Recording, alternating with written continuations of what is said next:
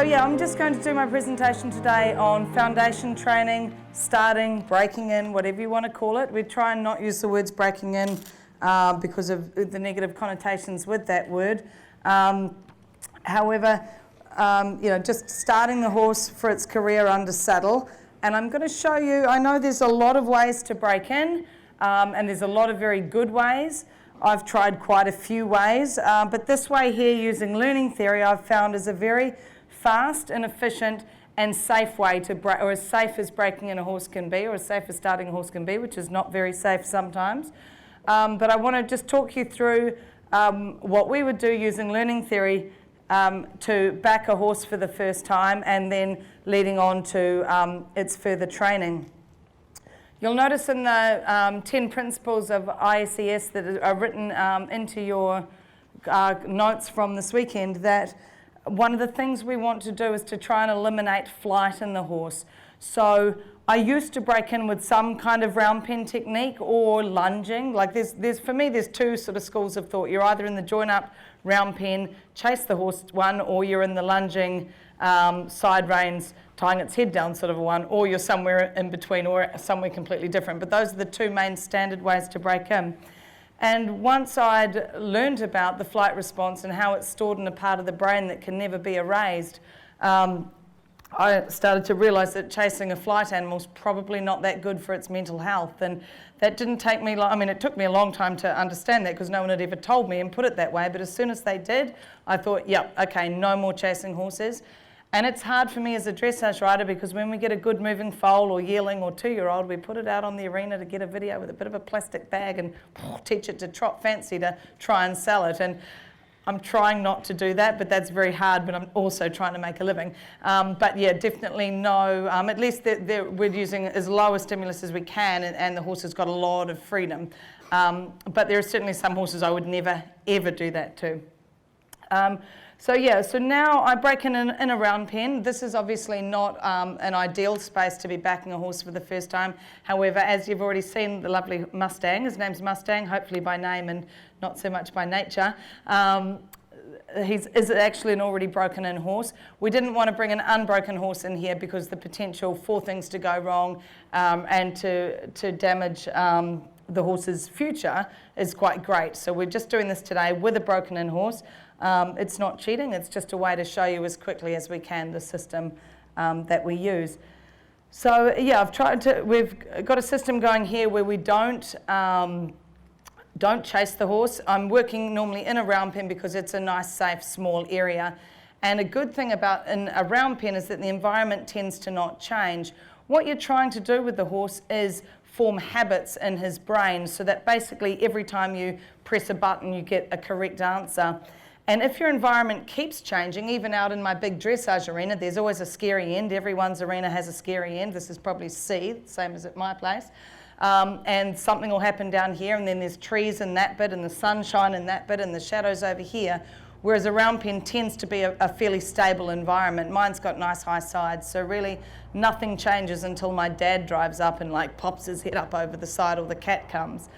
So that's important that I've got an area that's a pretty consistent area to train the horse in for its early training, and somewhere where it can't get too far away if there is a small disaster. And then I also wanted to talk about the reasons we don't lunge and long rein as well. So I'll probably do that as part of this talk. I'll try and fit it in or in the questions at the end. So what you're trying to do when you're foundation training or starting a horse is you need it to, if you think of what is it I need it to do under saddle, I need it to be able to start and stop or go faster and slow down and turn left and right. And then a little bit later on I might also need to be able to yield this animal's hindquarters. So those are the very basic things we need. We also need to habituate the horse to a rider on its back and to a saddle on its back. So those are the critical things we're actually trying to do in the breaking in process. A lot of other things we do on top of that, for instance lunging and long reining, aren't actually necessary. We've often just done them because that's what you do when you break in a horse. It has to be long reined or it has to be lunged, when in actual fact it doesn't at all. So if habituation to the rider is the first thing I want the horse to be able to do, before I just throw my cheerful assistant Emily on board, I'm going to need to make sure I've got control of the horse's legs. This system we use, it can be a two-person job or a one-person job. I'm a female, and most of the girls working for me are girls.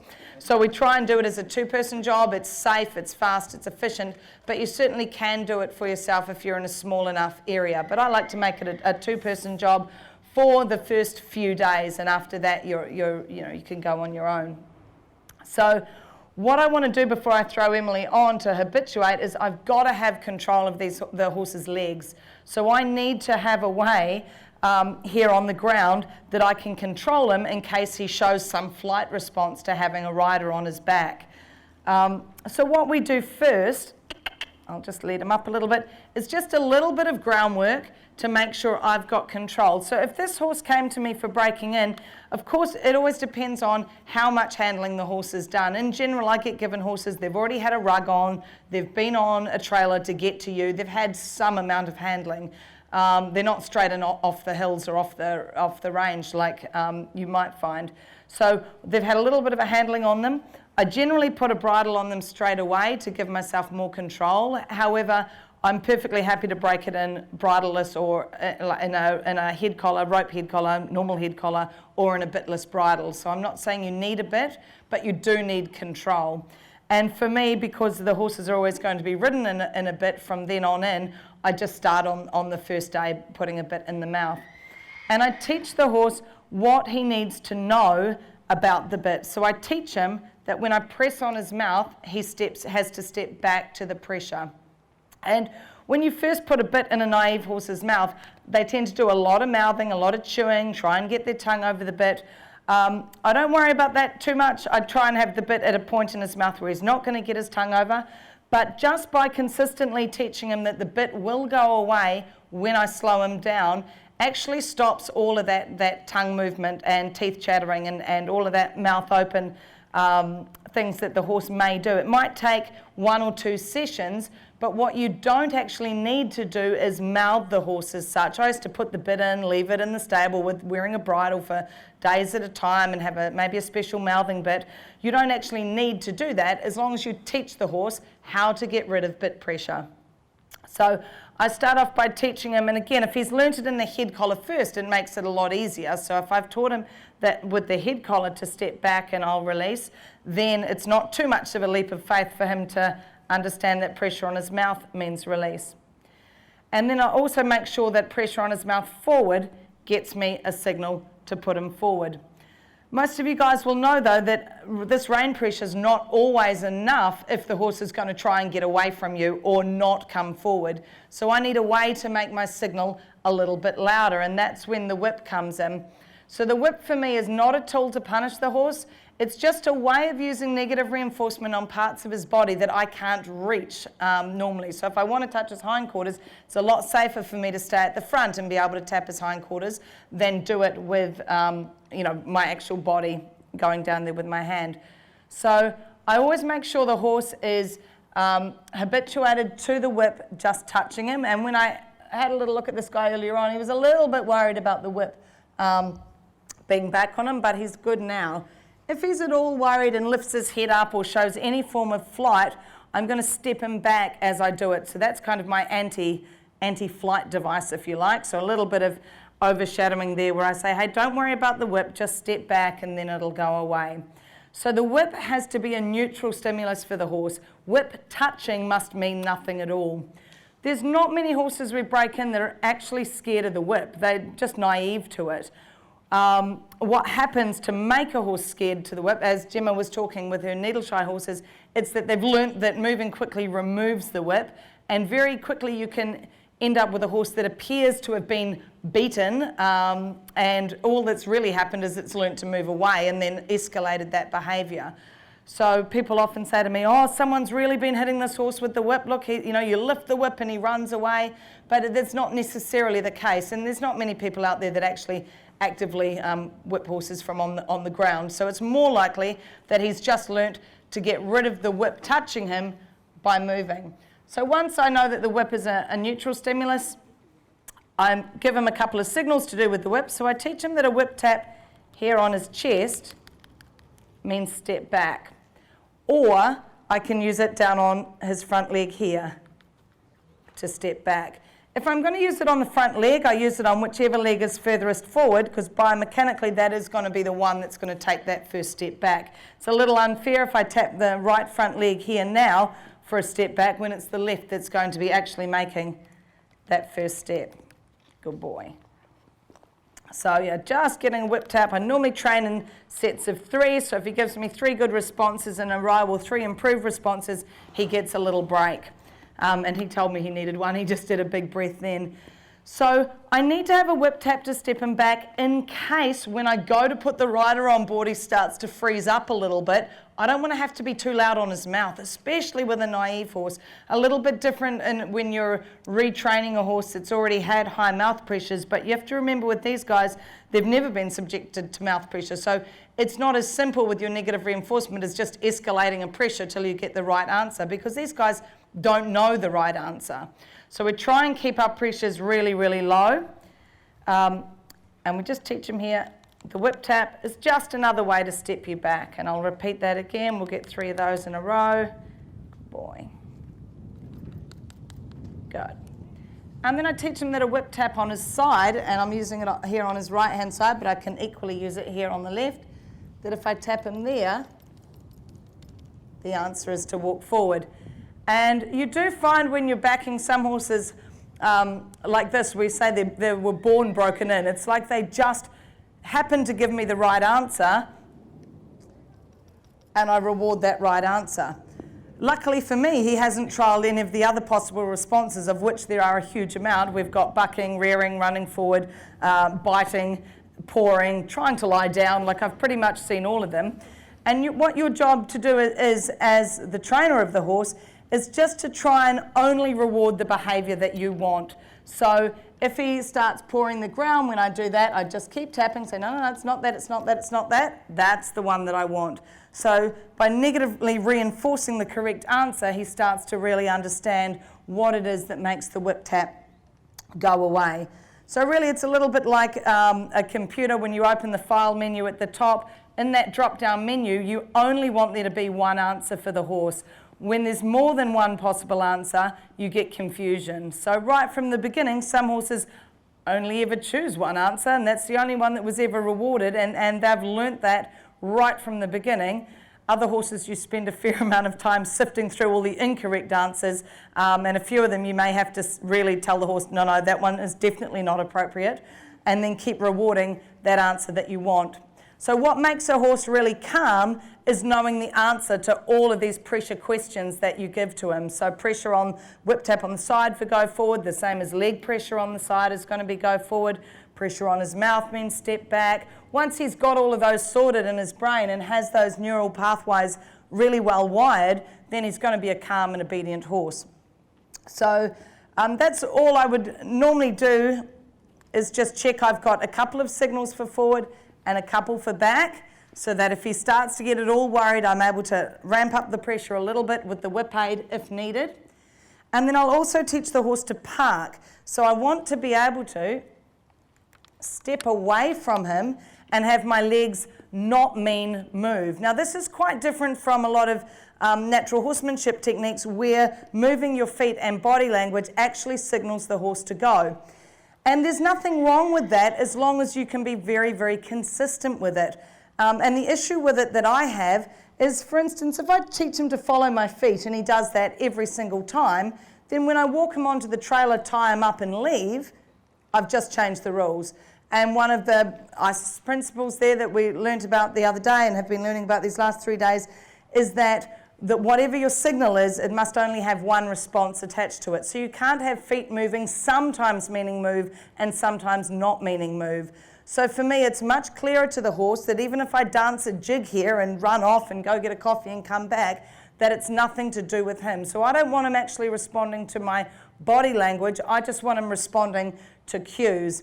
And for some, and my cues are, it might be a voice aid, it might be the rein aid, or it might be a whip tap aid on his side. And for me, that keeps a horse a lot calmer. It's kind of like he's in neutral right now because I'm not doing anything. So anything I'm doing with my body, I don't want him to even notice until I give him the signal. You don't want your horse on such high alert that it's like, oh, I think she's moving there. Oh no, oh no, we're going to turn here. And it can make some horses, particularly higher bred, more finely bred horses, can make them really nervous. It's a big source of confusion to the horse. So I would rather teach the horse not to move until told to move. Now this guy hasn't necessarily been taught that, although he's not much of a follower. But what I did notice with him is that when I go to move around the back of him, that's been taught to him as a signal to come up. I would normally, if I was presented with a horse for breaking in for dressage, show jumping, eventing, I would train that out of him. I don't particularly want to train it out of him here in case his lovely owners have been so generous to bring him along here, actually use that as a cue, because maybe it's useful in a different sport, but for me it's really not useful because I want to be able to walk around the back of the horse and do up the back boot or go to the tail or do whatever, and this guy's like, that means face up, that means face up. And so for me, I'd rather say, no, I can move around there. So he's learned that through classical conditioning, that my feet moving are an actual signal. So the way I would get rid of that is to just bit by bit, every time he makes a mistake with his feet, step him back. And there'll be a real trigger point. English riding horses sometimes do this as well if we've been really lazy at lunging them. You know that when you half get them out and they just kind of go forward. And so whenever you step into lunging position, they've already left. But to make the horse really calm, you want to be able to switch off all the signals. So I want to be able to, bit by bit, come around this side, and if he moves, I'll just step him back a little and go to him and give him a little stroke, and I'll try and find that trigger place and work through that trigger until I can get right around him. So for me, it shouldn't matter what my body posture is saying. And I'm not saying horses can't read body language. They're awesome at it. But when I sell this horse on to a client and they're like, I can't make it stand still, and down the phone I'm like, I think you probably need to drop your left shoulder and avert your vision slightly, and you need to be in a that's really hard to describe. Like, what if I've got a sore back and I happen to want to be walking like that? To me it's just easier to say, hey dude, it's nothing to do with you. If I want you to move, I'll actually tell you to with a proper signal. So if you can put that on a voice aid, totally awesome. If you can put it on an aid that is only used for that, then that's really good. So that in itself can be a source of confusion for the horse. So always remember, one signal, one response. If you want the horse to always move around like that when you step that way, great. If there's going to be times when that's not useful, then you're going to need to put it on a different cue that isn't your feet. And remember that whole walking into the trailer analogy, that if you're going to walk onto a trailer, tie it up and leave, it certainly can't follow your feet then. So to be really fair to the animal, you've got to make sure that everything's repeatable. So I would normally make sure the horse can park, and then I would bring in my trusty assistant, Emily, who's going to be doing the laying over. So really all we need to do on that very first day is check we've got brakes, check we've got a way to move the horse forward and back, and a way to make the horse park so the feet don't move. If it's a horse that's also a little bit on high alert, I might also teach him, back up, a little head down cue, so a little wiggle under here to get him to lower his head, because the lower I can bring his head, the more he's going to relax. It's going to lower his blood pressure, lower his heart rate, and cause him to relax. So that's definitely one that's worth thinking about even at this very early stage of breaking in, and I certainly wouldn't be jumping on him if his feet were still but his head was right up. I'd be thinking, oh no, he's on high alert, we better do some more relaxation. But generally in that very first day we'll be doing the laying over, which is what we're going to show you now. So we break it down into steps. We don't just leg Emily up and yeehaw and just see what happens. It's a very carefully controlled situation. You might ask why we're getting on bareback. There's quite a few reasons for that, but one of them is horses value touch so much, and it's something that particularly in English riding we haven't been taught to value. So we only ever get on the horse with a saddle on. We either lunge it or we're on board. There's always some sort of interface between us and the horse, a saddle blanket or a saddle or whatever, and then when the horse is good, we've been taught to smack it with our hand, which is apparently rewarding for the horse.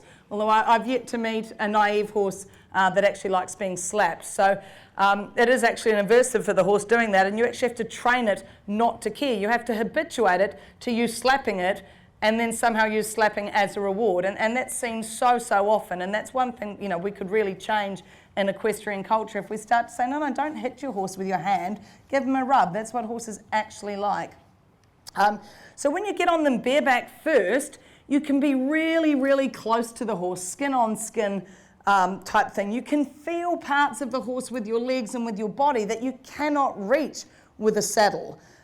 So it's really good for habituation. It makes the horses much calmer, and they don't have to worry about girth pressure, because girth pressure is one of the things that some horses really struggle to habituate to.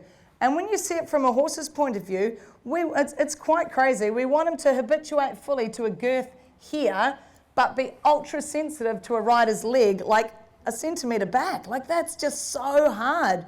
And some just can't do it, and they're normally in the rodeo or no longer with us. So it's a big thing for the horse. But we've found getting on them bareback, which is traditional in some cultures, but really not traditional in many other horse cultures around the world, keeps the horse calm, allows that touch, allows you to get off quickly if you need to. So when I'm doing this on my own and the horse starts getting a bit bucky, I just slide my leg and I'm like halfway off going, oh, that's good, slide back on again, rather than being caught in the tack with a saddle on. So remember, one of the things we're trying to do is start this horse with no signs of the flight response at all. We're really trying to minimize flight, maximize relaxation every step of the way. So next we get Emily in, and the first thing we normally do is get her just to touch him here and then to jump up and down while I overshadow that. So I'm just saying to him, hey buddy, don't worry about her, just listen to me. Don't worry about her, just listen to me. Good, that's great. And I can feel, even if I closed my eyes, I can feel his care factor, as I would call it in New Zealand, how much he's worried about Emily by how heavy he feels in my hand. So I don't even need to be watching. I can just be like, oh, he's not happy. If he's really worried, I'm not going to be able to move him at all. He might be like rooted to the spot. And I often see people make that mistake. They're like, oh, he's really happy. Look, he's not even moving. But you can guarantee the first time he does, it's not going to be a nice small step. He could be launching. So he could be frozen to the spot. So I want to be able to move his feet. And it's a process of habituation that we use called overshadowing that Andrew was talking about earlier. Great. And then we just do the same again. So I'm doing this until I can feel that he's just as light to lead as what he was when Emily wasn't jumping up and down. And we're already at that stage with him. So with him, like I say, he is a broken-in horse. We're cheating slightly. But some horses are really cool with that, just depending on how much handling they've had in the past and experiences. Other horses, that might be a 10-minute job just to get to that stage. Stage 2 is I'm going to leg Emily up. And 1, 2, 3, that's it. Never good to do straight after lunch, so Emily drew the short straw. And again, I'm going to step him back first, not forward, because backing him up is kind of my anti-buck, if you like. He's less likely to buck going backwards. Good boy. That's it. And again, I just check, can I move you there? Can I move you forward? And I make sure his steps forward are very small steps. Good. And once he feels fine with that, and I can check also, I can overshadow him a little bit, or at least check the habituation level by lowering the head there. So if I put my head down command on and he listens to me, I know he doesn't care about her hanging around there like a monkey. It's a great view. If anyone wants to take a photo, now's a good time. Okay, so step 3 is one leg up on the horse's back. And this is where I first start to feel that the horse doesn't particularly like that. So when I went to step him back, he opened his mouth and he resisted stepping back with his feet. So I just worked through that and I say, hey buddy, I know it's scary, but you need to move back. Good. And again, if I need to, I can increase the rein pressure a bit with the whip, but I actually don't need to. He's pretty light, this guy, but I could definitely sense that he didn't think that was that great to have Emily laying over him. Because he just was heavy to that step back. Good. So once he's nice and light to that, I might do a few steps forward. And again, if he shows any form of flight, like a quick step forward, I'm going to stop him straight away. The worst thing that can happen, really, is that he leaps forward and gets rid of Emily. If she was to fall off, I always say fall off and stay very close to him, because the more he can remove her, the more rewarding that behaviour is. So we try and not let him get any distance away and not have fast legs. Good, so 2 legs up. This is what we call planking. It's always great for photos. And again, I just check. So what we find once you've done this with a horse, he's actually really good with lots of other things, like a rug on him, or if you're having to put your long coat on over the top of him. He's had all of the stuff here on his back, and they seem to be able to, he's slippery, to generalise and really not worry about too much else. This for a horse, for some horses this is a really big deal, for others, not so much. Good, and then legs down. So we're just trying to set up really good associations, good. And we probably should be doing a little more rubbing than we are. It's hard because he's not particularly nervous. I'm not using as much rubbing as I would normally do. But normally on the very first day of backing, we'll have the rider up like this, and we might do it 2 or 3 times. And the session might be a half-hour session or a 25-minute session, but normally no longer than that. So all we're trying to do is say, hey buddy, that person on your back is a neutral stimulus, so it doesn't matter at all that they're up there. Great. Okay, so we'll get Emily down, and I'm going to move along quickly. The next thing we would do is teach the horse, I'll do it in a slightly different order. I'm going to teach him to turn here from on the ground. So a turn, like we heard earlier, is actually an abduction of the inside front foot. Bending the neck and spinning the bum around, or the hind legs around, isn't a correct turn and actually has a fair amount of flight associated with it.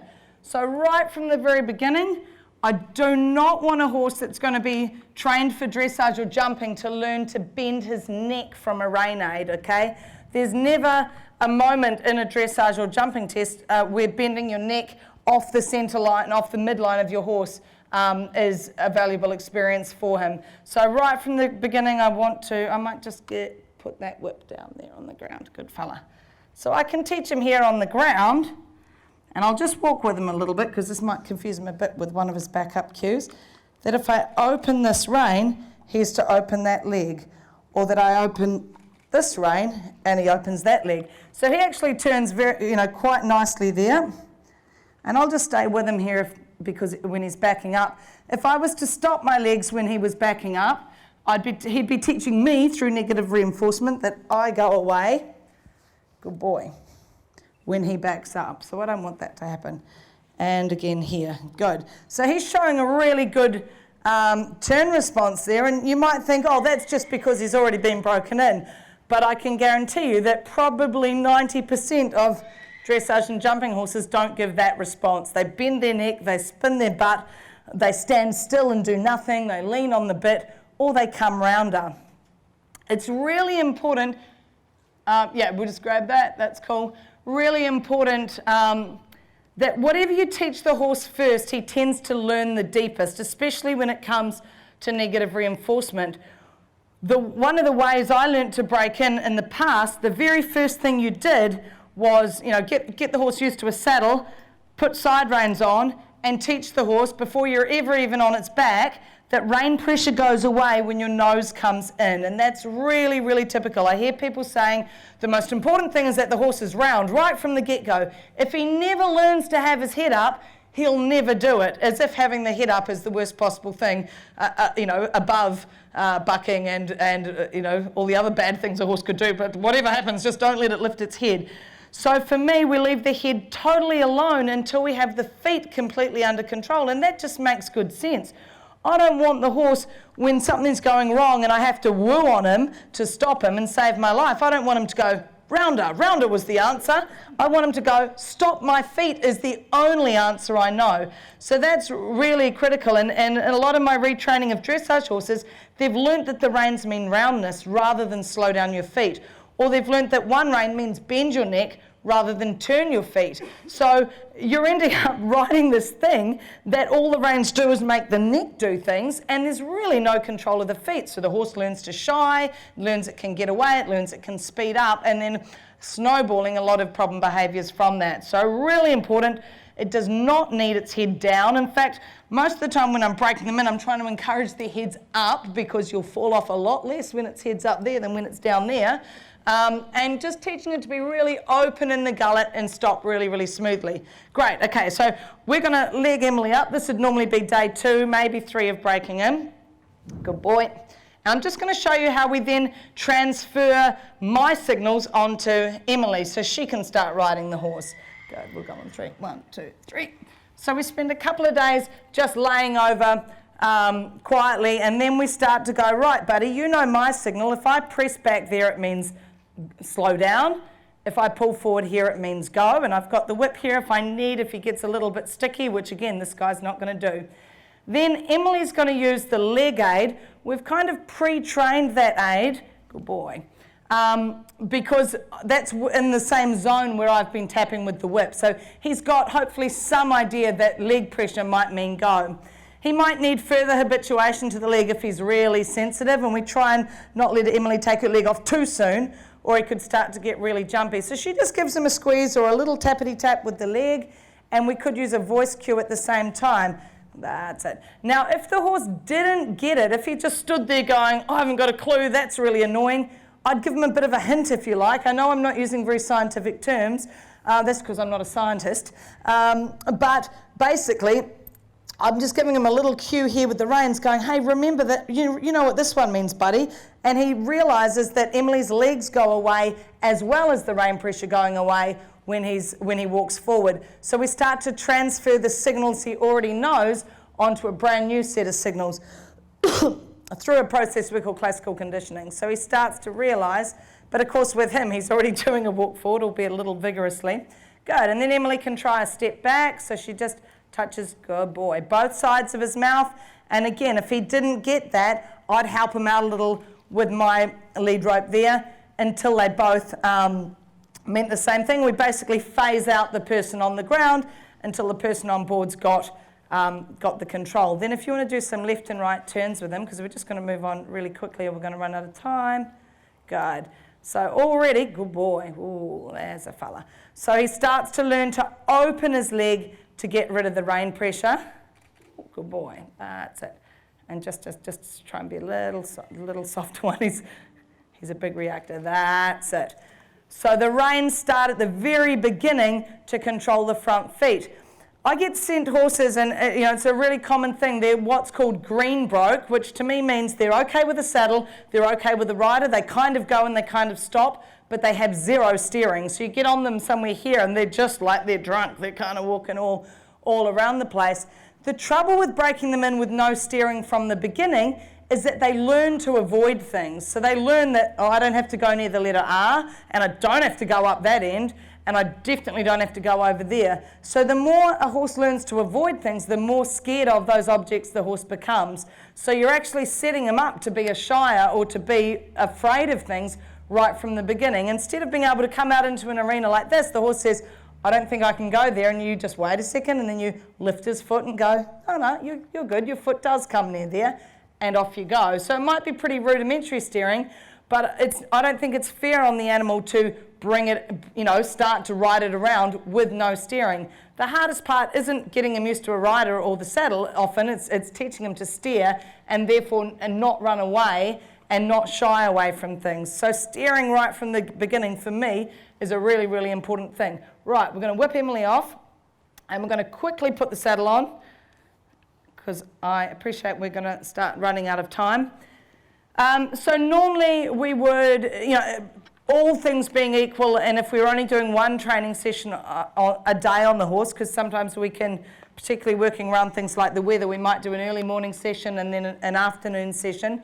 We'll often have the saddle on about day 4 or 5. The more tense the horse, the longer we'll keep riding them bareback, even if we're going all over the farm, all over the property, and we just keep them bareback till they're really, really happy before we ever put the saddle on. Good, we can go. After he's had the rider on board, you don't normally have to do that whole stroke him with the saddle cloth thing. Actually, none of mine, and mine have never been rugged before I break them in. They normally just really don't worry. They've already had a rider on board and laid all over them, so this piece of material is generally not an issue. So I can normally put it straight on, but if the horse shows any form of fear or flight, I'll just step him back at the same time. And of course, we would do this as much as we can from both sides. I'm just doing a very quick job of it here. That's good. And again, with the saddle going on, I'll just go the same side as Emily in case he tries to worry. Again, I've never had a horse after we've been riding around bareback that ever cares about the saddle being on his back, because it's probably less scary than one of us laying right over him. However, we're now adding the girth, which can cause a lot of issues. I'm very, very careful the first time we put the girth on the horse that we don't, we really, really try and not frighten the horse. It takes a lot of undoing once the horse has learnt to be frightened of the girth. So we might just get Emily just to hold the girth up on him there, and she can just have a little bit of pressure there as we just say, are you okay with that? And are you okay there? So again, using overshadowing, I can feel that he doesn't mind that. And then we'll do it up tight enough that it won't slip if he tries to do anything, but actually still what some people would describe as fairly loose. I'd also normally at this stage be on the lead rope or have these, on the reins, or have the reins tucked up out of the way. Stepping him back, yeah, so they can probably go up one more. Before I let him go, and I'm not going to do that today, by the way, to experience having girth pressure on, I want to do as much as possible to make sure he's not going to have a bad experience. So I'll be overshadowing that. The other thing I sometimes do is stick my fingers in here under the girth, and I say, and are you still okay with that? Because a lot of horses that are actually riding horses, they might be good show jumpers, high-level competition horses, they're cold-backed, and you'll notice that although they're kind of okay with the girth and the saddle, the moment you increase that pressure by making a bit more of a gnarly pressure under there, they're really not okay. And that's often what happens when you first get on a riding horse and it tries to buck or bronc, and we say it's cold-backed or whatever. It's because it's actually not properly habituated to the girth. So that's a little trick I learnt along the way. Fingers under the girth on both sides and make sure he's really good with that. To shape it in properly, you would have no stirrups on, but I often just do it all in the same session. I'll pull these stirrups down, and again, I'll teach the horse that when I tap, tap, tap like that, he's still got to step forward and he's still got to step back. This is going to feel really weird. He's probably hoping we're not going to turn him into a dressage horse. It's like, no, I'll do gates. Don't worry about that. So again, I want to make sure I'd be stepping him forward and back and forward and back, and he does find that certainly at least mildly aversive. So I'd get him really used to that. Before then, I would normally have them out on the end of a lunge line and actually put them out. Although they haven't learned to lunge, I'm in a round pen, so it's not too much of a difficulty, and I'll get them to walk and then trot around the round pen, and at any sign, because they could still buck once they're really moving with it on. I've done all my pre-flight checks, if you like. I've got him as good as I can without getting him moving. I'll get him trotting, but the instant he tries to run or leap or buck, I'll stop him as quickly as I can so he doesn't get to practice that flight behavior.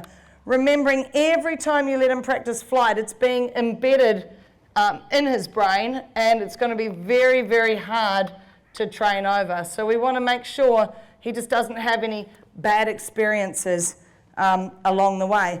Once he's used to the saddle and he's trotting happily around with that saddle on, we then normally just put the rider on. So you're just adding one-on-one. He's good with the saddle, he's good with the rider, he already knows all his signals because you've taught him everything in bareback. And then we just put the rider on with the saddle, go for a bit of a ride around the farm. By the next day, they're normally in the arena, and normally cantering on about the 8th or 9th day that they've ever had anything to do with the starting process. So we throw them in at the deep end a little bit. I find we take them to the beach about the day after that, and all my girls are like, no way, the beach already? But I find that they're still really listening to you at that stage. I'd rather take a breaker to the beach and get it used to everything than take a 7-year-old, 17 one-hand high dressage warm blood that's never been to the beach before. That's not my idea of fun, because they're big and strong and they're probably already pretty confused on their signals. They've learnt to shorten their necks and get heavy and things, whereas these guys, when they're first broken in, they are so light and so sensitive because we haven't managed to wreck them along the way. Training horses is not easy, and trying to get a horse to keep it as light as it can be, as light as it was when you first broke it in, is a very, very difficult job, particularly in the sports of dressage and jumping where you're riding on a contact. So yeah, that's probably all I wanted to show for that. I can give you a 2-minute sermon on why not to use long reins if you want to hear it. Yeah, you do, because that's one of the things people always ask me, and I'm going to do a really bad Irish accent here, Ola. I teach a lot in Ireland and in Northern Ireland where they think it's impossible to break it in without long reining it. And I'm given these problem horses that normally are showing tense behaviours. They're probably napping, which is where they bend their neck and learn they can run in the opposite direction to where you want them to go, and things like that. And I say, well, when did this behaviour start? Like, oh, well, you see, I was driving it up the road, the long rein, and then the lorry came around the corner, and the horse got a bit of a fright, and then he jumped up the bank, and he fecked off. No, I didn't say that. That was an Irish word, that one. And all the rest of it. It makes no sense. A, you're in a very dangerous position behind the horse, where even top horse trainers have been kicked and killed. B, it takes a long time to release. So even if I release the instant the horse shows the correct response, it's got to travel all the way up to his mouth. Horses tend to bend their necks instead of turning correctly. It's not easy in long reins to use this rein and right up there make that horse's front leg abduct. What they tend to do is bend their neck and turn like that. So if I have him going along nicely in long reins, I'm going to have to retrain that anyway once I get on board, because that is not how I want a dressage or jumping horse to turn. If they run off in long reins, you've either got two options. You either start holding on. I guess you could run with them, but eventually you're either going to get tired or let go. So you either try and stop them, or you just let them go. If you let them go, all sorts of bad stuff can happen. And if you keep applying pressure, I can put way more pressure on here on the ground than I could ever apply under saddle. So if he's already learned to put his nose on his chest, open his mouth and run through 30 kilos of pressure, my 4 kilos of maximum pressure on board is not going to stop him, because he's already learnt to run through high pressures. So I think, like anything, done well, it's not an issue. But when things go wrong, and the potential for disaster, particularly in amateur hands, and I would consider myself very amateur when it comes to long reining a horse, the potential for disaster is huge. So if you're doing it to take your horse and show it things, lead it in hand to do it, or pony it off another horse. So you've got some control. I might be up on another horse, like down the beach for the first time, and I'll just tow this one along on a lead rope. But I've got way more control than if I was long reining it. So it's just being able to, you don't want to have to reteach anything when you're training them. It's much simpler for the horse if you just say, these are all the rules. This one's slow down, that one's go faster, that one's step left, and that one's step right. And that's why I don't introduce the leg yielding in the breaking in process. Normally after about a month under saddle, we'll teach them leg yield, but it's not something they need at the beginning. So I just do the absolute basics we need to be able to get you out and about and seeing things and meeting other horses and going to a showgrounds or whatever you're going to do. So yeah, I've got other reasons, but that's the main ones. So, and again, like I say, done well. I'm not saying you should never do it. You just got to be cautious and know the risks involved in doing it.